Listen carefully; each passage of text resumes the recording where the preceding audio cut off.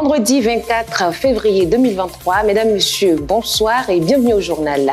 Le gouvernement a tenu son traditionnel rendez-vous hebdomadaire dès mercredi. Vous suivrez dans un instant l'importante décision prise dans le secteur forestier.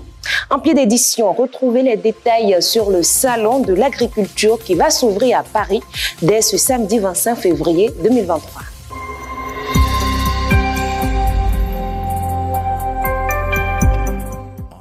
Nous ouvrons cette édition par l'une des grandes décisions prises en Conseil des ministres mercredi 22 février 2023. On a eu égard à l'analyse de la réglementation forestière en vigueur qui révèle entre autres que la politique adoptée en 1994 est devenue obsolète et inadaptée à la situation du Bénin.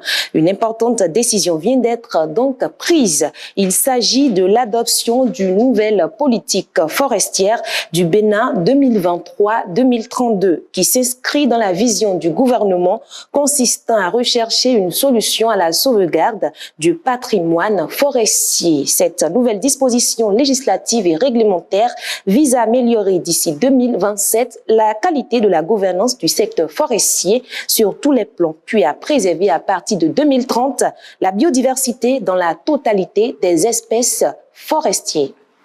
Les femmes sont à l'honneur dans cette édition à l'occasion de l'atelier de partage de connaissances de la GIFS organisé par SOS Biodiversity. De jeunes filles ont présenté le résultat de leurs travaux de recherche qu'elles mènent dans les laboratoires.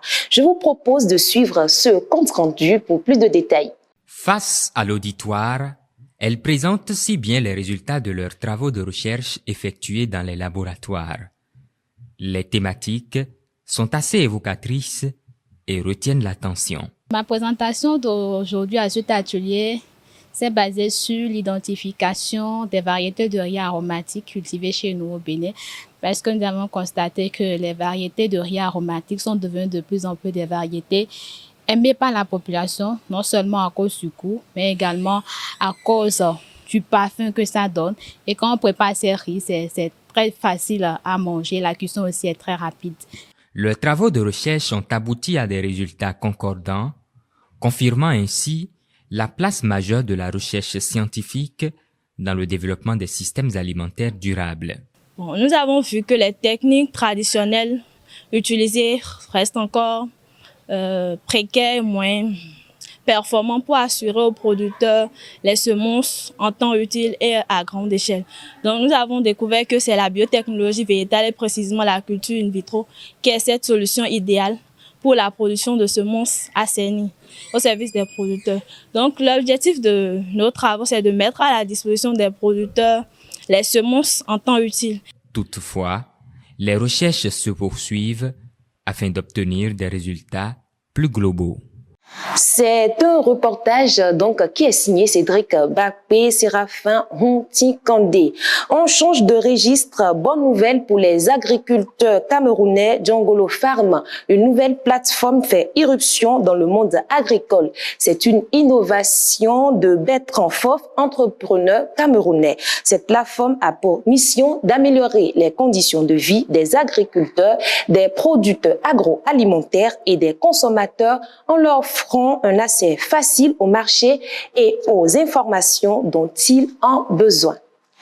On parle alimentation. À présent, au Bénin, la collecte d'escargots en saison pluvieuse ne suffit plus pour satisfaire les clients. Pour y remédier, des Béninois à l'image de Gloria Akoseton se lancent dans cet élevage atypique. Une équipe de notre rédaction est descendue pour faire le constat. Si autrefois, il était aisé de se procurer des escargots en saison pluvieuse au Bénin, aujourd'hui, ce n'est plus le cas. Sous la pression sociale, les cheptels sauvages sont menacés par les cueillettes menées trop intensivement depuis quelques années. Pour répondre donc à la demande toujours croissante des consommateurs, Gloria Akoseton s'est lancée dans l'élevage d'escargots géants d'Afrique de la commune d'Abomey-Calavi. L'élevage des escargots, c'est toute une planification. Là, déjà, nous avons les juvéniles jusqu'aux reproducteurs. Donc, les reproducteurs, il y a d'autres qui sont allés pour la commercialisation et il y a d'autres qui sont gardés pour assurer la pérennité de l'élevage. Par rapport à l'alimentation, ça dépend des saisons. Soit c'est alimenté aux fruits ou bien on prépare les proventes spécialement pour les adultes ou les juvéniles. Il faut observer tous les aspects des escargots, l'humidité, la température dans l'escargotière, l'aération et tout ça. Il ne faut pas que la densité soit aussi très grande. Cette jeune femme a installé des cages surélevées en briques, enfermées de grillages et remplies de branches de bananiers. Chaque cage contient une cinquantaine d'escargots, une mangeoire garnie de provende et des abreuvoirs. C'est une activité qui présente plusieurs avantages, dit-elle. L'élevage d'escargots, il y a de l'avenir dedans. Parce que d'abord, dans l'élevage de l'escargot, rien ne se paie. Donc ça veut dire que quelqu'un qui se lance dedans, mis à part le côté de la chair et de la restauration, il y a la coquille que la personne peut utiliser pour la pharmacopée, la cosmétique, la bave aussi pour la cosmétique. Donc la personne peut vendre la bave, la chair et aussi les viscères sont utilisés pour fabriquer de l'asticot. Si c'est une ferme intégrée, on utilise ces asticots-là pour nourrir les porcs. Au vu des facilités que présente l'élevage d'escargots, la commercialisation de la viande devient plus aisée. C'était un reportage signé Vanessa Zanon. Bienvenue Bodé. On sera à Lomé, au Togo, où s'est tenu l'atelier de cadrage opérationnel organisé par le réseau des organisations paysannes et de producteurs agricoles de l'Afrique de l'Ouest, ROPA.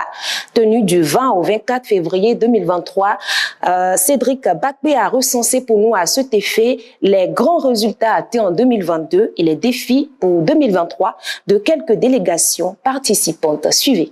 L'ensemble des mouvements paysans membres du réseau des organisations paysannes et de producteurs de l'Afrique de l'Ouest, ROPA, se sont réunis à Lomé du 20 au 24 février 2023 pour participer à l'atelier régional de cadrage opérationnel 2023. On est là pour faire le bilan des activités de 2022 et surtout identifier les changements que ces actions-là ont apportés. Bien sûr, des changements pour les exploitations familiales, pour les organisations paysannes, mais aussi pour le niveau régional. Cet événement représente une occasion importante pour faire le bilan des avancées significatives réalisées l'année dernière et pour définir les perspectives pour cette année. Beaucoup d'actions ont été menées en termes de formation sur le terrain, particulièrement sur la thématique changement climatique, agroécologie. Des actions également de soutien direct pour permettre aux jeunes d'accéder à des financements qui leur permettent de s'installer ou bien de renforcer leur activité. Nous sommes vraiment satisfaits de tout ce qui a été réalisé au sein du ROPA. Hier, on a écouté les plateformes des 13 pays. C'est satisfaisant. Comment insérer les jeunes? On observe de plus en plus, en tout cas chez nous au Mali, le départ des jeunes et des femmes vers les zones de repaillage. Et d'autres sont tentés aussi d'aller en Europe ou ailleurs. On est en train de réfléchir avec les jeunes et les femmes, les aider à formuler des projets et les chercher des financements pour qu'ils puissent rester sur place.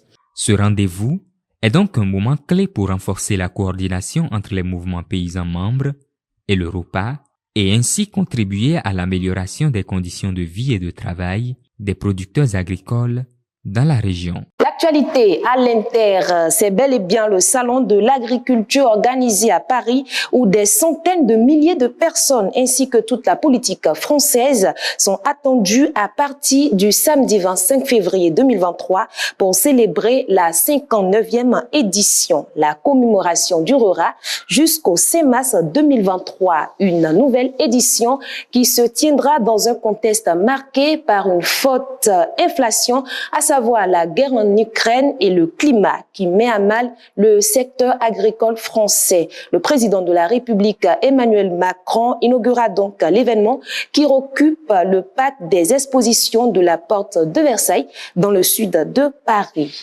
Voilà qui referme ce journal. Merci de nous avoir suivis. Bon week-end chez vous.